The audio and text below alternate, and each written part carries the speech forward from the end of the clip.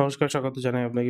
এই ভিডিওতে আমরা আলোচনা করব এবং আমরা জানবো যে আপনি যখন স্টক কিনবেন, মানে বেসিক্যালি যখন আপনি স্টক কিনতে চাইছেন বা বিক্রি করতে চাইছেন, কিভাবে হয়? মানে বেসিক জিনিসটা কি হয়? অলরেডি যেরকম দেখতে পাচ্ছেন যে ৬ টা পয়েন্ট আপনি দেখতে পাচ্ছেন অলরেডি বুঝে গেছেন।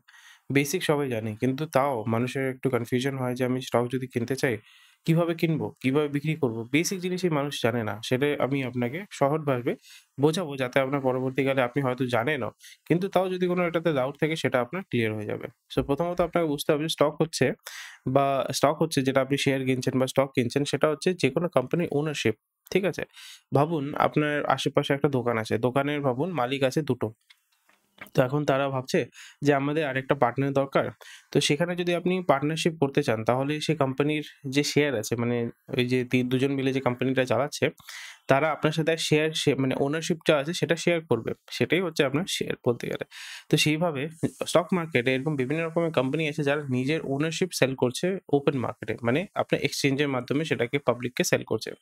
পাবলিক কি করছে একেকটা শেয়ার ভাবুন ৳১০, ৳২০, ৳২,০০০, ৳৫,০০০ যাই ওটার দাম আছে, একটা মানুষ সেটা স্টক এক্সচেঞ্জ এর মাধ্যমে সেটাকে পারচেজ করছে।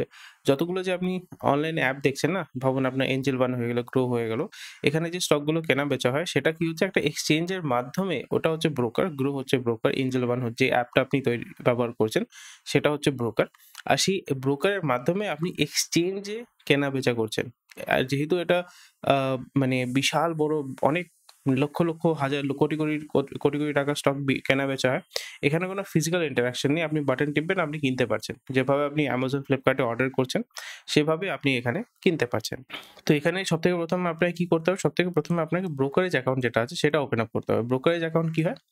যে বিভিন্ন রকমের যে এঞ্জেল ওয়ান হয়ে গেল, গ্রো হয়ে গেল, জেরোধা হয়ে গেল, এসব কোম্পানিতে আপনাকে এরা হচ্ছে ব্রোকার। তো এদের এখানে আপনাকে অ্যাকাউন্ট খুলতে হবে এবং আপনাকে একটা ডিম্যাট অ্যাকাউন্ট খুলতে হবে যেটার মাধ্যমে যেরকম আপনার ব্যাংক অ্যাকাউন্ট আছে না? ব্যাংক অ্যাকাউন্টে আপনার টাকার লেনদেন হয়। কেউ যদি টাকা পাঠাতে চায়, আপনার ব্যাংক অ্যাকাউন্টে চলে আসলো। আপনি কাউকে টাকা পাঠাতে চান, আপনি ব্যাংক অ্যাকাউন্ট থেকে পাঠাবেন। তো সেইভাবে আপনার ডিম্যাট অ্যাকাউন্ট হয় যেখানে আপনার শেয়ারগুলোকে স্টোর করা হয়। সেটার মাধ্যমে আপনি কেনাবেচা করতে পারবেন আপনার শেয়ারগুলোকে।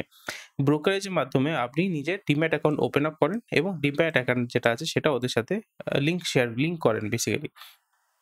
ব্রোকারের মাধ্যমে আপনি সেই স্টকটাকে কেনা-বেচা করতে পারবেন। তারপরে আপনি যে টাকা মানে শেয়ার কেনার জন্য টাকা দরকার, তখন আপনি কি করবেন? ব্রোকারেজে যে অ্যাকাউন্ট আছে, সেখানে আপনি অর্থ জমা করবেন। মানে টাকা ট্রান্সফার করবেন। টাকা আপনি ট্রান্সফার করবেন। সেটা ৳৫,০০০ হতে পারে, ৳২০,০০০ হতে পারে, ২০,০০,০০০ হতে পারে। যত টাকা আপনার কাছে আছে, যত টাকা আপনি ইনভেস্ট করতে চান, সেই টাকাটা আপনি যে আপনার ব্রোকারেজ অ্যাকাউন্ট আছে, সেখানে আপনি ট্রান্সফার করবেন। ঠিক আছে? ট্রান্সফার করার পরে এখন আপনার ব্রোকারেজ অ্যাকাউন্ট ওপেন আপ হয়ে গেল। সেখানে আপনি টাকা জমা করে নিলেন।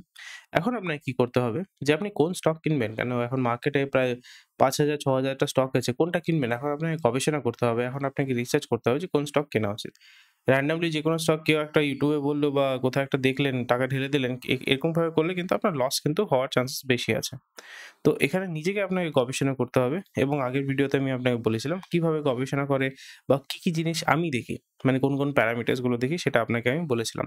তারপরে যখন আপনি শর্টলিস্ট করলেন যে আচ্ছা চলুন আমি এঞ্জেল ওয়ান এ ইনভেস্ট করব বা আমি টাটা স্টিল এ ইনভেস্ট করব। তখন আপনি অর্ডার প্লেস করেন। মানে আপনার যে ব্রোকার অ্যাকাউন্ট মানে ব্রোকারেজ অ্যাকাউন্ট আছে সেখানে গিয়ে সেই স্টকটাকে আপনি সার্চ করবেন। তারপরে সেখানে আপনি অর্ডার প্লেস করবেন যে আমি এই কোম্পানির ২ টো স্টক কিনতে চাই, এই কোম্পানি আমি ৩ টে স্টক কিনতে চাই, এই কোম্পানি আমি ৪ টে স্টক কিনতে চাই। তারপর আপনার অর্ডার কমপ্লিট হয়ে গেলে সেটা আপনার সেই যে স্টকটা আপনি কিনেছেন সেটা আপনার অর্ডারটা কমপ্লিট হয়ে যায় এবং আপনার ডিম্যাট অ্যাকাউন্টে সেই স্টকগুলো আপনার সেভ হয়ে যায়। মানে আপনার যেমন ব্যাংক অ্যাকাউন্ট থাকে ওইভাবে আপনার সেভ হয়ে যায় এবং যখন আপনি চান সেটা আপনি বিক্রি করতে পারবেন। এখন এই প্রসেসের মাধ্যমে আমি কি করলাম? সেটাকে কিনলাম। আর সেম প্রসেসেই আমি এটাকে বিক্রি করতে পারবো। মানে আমার যখন বিক্রি করতে হবে তখন আমি নিজে অ্যাকাউন্ট ওপেন করব, ব্রোকার অ্যাকাউন্ট ওপেন করব এবং সিলেক্ট করব যে কোন আপনার স্টককে আমি বিক্রি করতে চাই এবং এখন ভাবুন ৳১০, ৳১১ দাম চলছে। তো ৳১১ আমি ভাবুন কিনলাম আর ৳১৪ হলো পরের দিন। তো ৳১৪ আমি বিক্রি করে দিলাম। তো এখানে আমার কত টাকা লাভ হলো? এখানে আমার লাভ হলো ৳৩। কিন্তু একটা জিনিস মাথায় রাখতে হবে যে এখানে আপনার কয়েকটা হিডেন চার্জেস থাকে। এসটিটি থাকে, ব্রোকারেজ চার্জ থাকে।